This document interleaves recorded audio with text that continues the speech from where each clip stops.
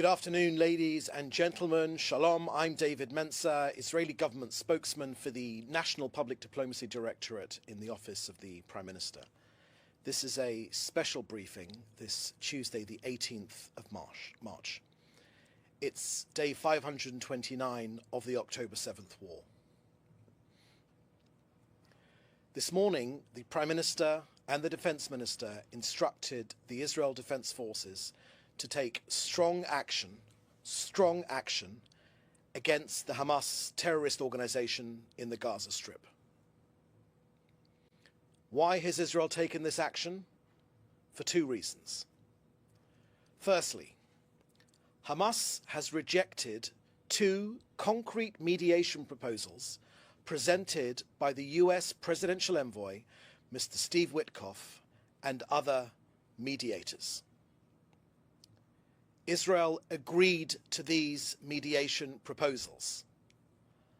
Hamas has rejected all of the proposals. All of the proposals. Secondly, Israel has knowledge that Hamas was planning to carry out terrorist attacks against Israel. Hamas was using the ceasefire to build up its forces and rearm to re-attack. As a result, with the approval of the government, Israel's armed forces launched precise, preemptive strikes against Hamas and Palestinian Islamic Jihad targets throughout the Gaza Strip. The following targets have been successfully hit: Hamas military commanders, officials in Hamas's leadership, terrorist cells, launch posts, weapons stockpiles, and military infrastructure used by these terror organizations, which were ready and primed to attack our people. I can confirm these strikes are ongoing. Ladies and gentlemen, Israel has learned our lessons from the October the 7th massacre. Israel will never again allow Hamas or any other genocidal terror force to build up its terror forces on our borders. Hamas has repeatedly vowed to repeat the October 7th massacre, and our duty is to stop them. The goal of this operation is to fulfill the war's objectives. Firstly, to release all of our hostages. Secondly, the dismantling of Hamas's military and governmental infrastructure, and the removal of the terrorist threat from Gaza to Israel's security and to its citizens. Israel will, from this point onwards, act against Gaza with increasing military strength. Increasing military strength. Now, when it comes to the US-Israel partnership, the strong alliance between our two nations, between Israel and the US, is stronger than ever. As such, I can confirm that the return to intense fighting in Gaza has been fully coordinated with Washington. Israel has thanked President Trump and his administration for their unyielding support for Israel, for their commitment to freeing hostages, and to the fortification of Israel's security, while simultaneously striving for peace and stability in the Middle East. So that's the end of our briefing here today. Please put your questions in the chat together with your name and your news outlet, and we will take some of your questions. First question I can see here is from Dan Berger from the Epoch Times. What are the government's demands or conditions to Hamas for resuming the ceasefire? Thank you, Dan. I think I answered that pretty comprehensively in the briefing I've just given. I told you that Hamas had rejected the Witkoff proposals. In fact, they had rejected all of the proposals. As such, Israel has returned to fighting Hamas. Next, a question from Joel Pollack at Breitbart News. Does the renewal of war mean that Israel has given up on seeing more hostages released? Not at all, Joel, is the answer to that question. Not at all. Our war aims remain precisely the same.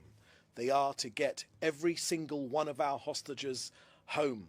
59 of them remain. We believe that less than half of them are alive, but all of them, the live and those who have been already murdered by Hamas, should be returned home immediately. The destruction of Hamas's military and their governing capability, and ensuring that Hamas can no longer and Gaza can no longer form a threat to this country. Our war aims are precisely the same. Hamas have stopped releasing hostages. As such, we have the right to return to war, to put pressure on them to release our hostages. Next question here is from George Dastis from FA, the Spanish news outlet. Are there any plans to resume ground operations after the strikes? And second, do you have an estimate how much longer the strikes will go on for? Is Israel still at the negotiating table? Thank you. Thank you, George. I think I've answered all of those questions in the comments I've made. Please go down. Next question here is from Maxime Dovra from Jewish Views, Enlace Judio. Does Israel know where the hostages are if they are alive? I think I've answered that question as well. Next question is from another one from Joel Pollack at Breitbart News. Is Israel concerned about global condemnation of the renewed war and the cutoff to humanitarian aid? Thank you for that question, Joel. Look, Hamas could have chosen to release all of the hostages, but they instead chose refusal, and they want terror and they want war. Now, look, for Israelis, security is not a given; it must be ensured. Hamas must never be able to start another war. We have, since day one, said very, very clearly that we are at war with Hamas, not with the people of Gaza. Now, when it comes to aid, let me share with you that since the beginning of this war, 1,800,000 tons of aid have gone into Gaza. 1,800,000 tons of aid have gone into Gaza. Now, that is more than enough to feed all of the people in Gaza. During the 42-day ceasefire negotiations, our hostage release discussions, 25,000 trucks went in. Again, more than enough food and aid and supplies to supply the people of Gaza. In fact, enough aid and food to fill 80 sports stadiums to the brim, not just on the grass, to the brim. This is what Hamas are doing. They steal the aid, they resell the aid, they use the money to rearm, and then they aim to attack. Again, they steal the aid, they resell it at vastly increased prices, and then they're attempting to rearm, and then they want to attack. During this 42-day period, this of phase one, 25,000 aid trucks entered Gaza. There is no shortage of food in Gaza whatsoever. The only humanitarian suffering in Gaza is that of Israeli hostages who are being chained, they're being starved, and they're being held in Hamas tunnels. Hamas takes the aid that enters Gaza and is exploiting it in order to rebuild its war machine. The aid trucks have become an economic engine for Hamas. Half of Hamas's budget in Gaza comes from these trucks. Now, it was actually the former president, President Biden, that clearly stated on October the 18th, 2023, he said, these are his words, if Hamas diverts or steals the aid, it will stop. So aid that goes to Hamas is not humanitarian, and enabling the enemy to resupply itself so it can regroup and reattack us, as our intel has very clearly shown, that is not humanitarian. It is suicidal, and we will not allow it. Okay, next question here I can see is from Francesca Cicardi from another Spanish outlet, El Diario. You're saying that among the targets are residential buildings, tents of displaced people and others. Civilians have been killed apart from terrorists. Can you comment on that? Thank you for that question, Francesca. Yes, of course, that is the Hamas propaganda, which you have very diligently repeated, Francesca. Let me tell you our point of view when it comes to this policy. Hamas continues to use the civilian population in Gaza as human shields for its terrorist activities. They continue to use their own people as human shields, which is an international war crime. And Hamas continues to openly incite terrorism against Israelis, which is why Hamas must never be able to start another war. As we've said since day one, we are at war with Hamas and not with the people of Gaza. This morning, very precise instructions were given in Arabic to Gazans to evacuate the areas we were attacking. Gazans would do well to protect themselves and their families, to move away from those areas where we know there are terrorists, to move to areas which the IDF has precisely guided them to.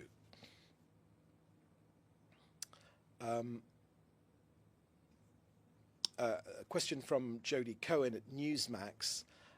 Your Hamas officials reportedly suggested that Israel's strikes have led to a death of the hostages. What's your response to this? Thank you, Jodie. Again, another example, I think, of Hamas propaganda. We've become used to their propaganda by now. They are, of course, a genocidal terrorist organization, so everything they say should be seen within the remit of the fact that they are a genocidal, jihadi terrorist organization, which I know Judy and the viewers at Newsmax certainly understand.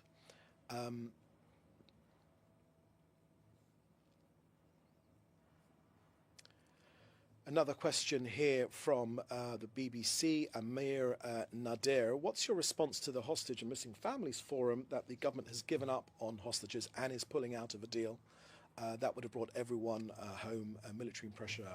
Okay, thank you for that question, Amir. Just a reminder, Amir, and the BBC, it is Hamas that took these hostages. It is Hamas that continues to hold these hostages. It is Hamas that could set them free, and it is Hamas that is not setting them free.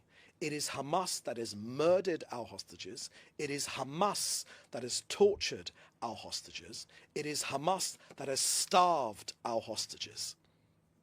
Now, simply falling into your line of reasoning, I think, does the work of Hamas, which, to be fair to the BBC, they have been engaged in already very, very recently, paying the families of senior Hamas officials for what is essentially Hamas propaganda, and then passing it off as a real account of what's happening in Gaza, which BBC have had to apologise for. Now, when you repeat the Hamas propaganda, when you give news using Hamas figures, which are of course, Hamas figures, Hamas cannot be trusted. They are a genocidal terrorist organization. Okay, that looks like the last question. Yeah, I think there was another question we had from James Marlowe regarding the attacks, some action in Syria and action between Syria and Lebanon. Okay, James, thank you for that question. Look, I can share with you that just now the IDF released details of our own Air Force, which had attacked artillery in Khan Arnaba, the area in southern Syria, that posed a threat to Israel. We've made clear that the presence of weapons in southern Syria constitutes a threat to this country, and the IDF and this country, mandated by the people and the government will not allow a military threat to exist in southern Syria, and we will act against it. Israel will not tolerate the presence of military equipment in southern Syria because we know that it will threaten our citizens, and that is why we are taking steps against it. So any attempt by the regime in Syria and their forces and other terrorist organizations to establish themselves in the region will be thwarted. Just very, very recently, in the last few days, the IDF has attacked other military targets in southern Syria, and among them command and control centers and sites containing munitions and equipment that belonged to the previous regime, which have been attempted to be put back into operation, which means that Israel will not allow terrorist organizations to re-establish themselves in Syria and turn its territory into a front base for Iran. Last week I told you about that the Air Force attacked other command and control posts of Islamic Jihad organization in Damascus, from which the organization has planned and managed terrorist operations against Israel. We are well aware what the Syrian regime is. We know where they come from. We know that their providence is ISIS and Daesh, and that is why, and Al-Qaeda as well, they've never condemned the October 7th massacre. Indeed, they've welcomed the October 7th massacre, which is, of course, because they are also jihadi terrorist organizations. Okay, that's the last question. So with that, thank you for joining us. We are available for interview and for any other questions. So in the meantime, please do stay safe, and we'll see you at the next briefing. Thank you. Bye-bye.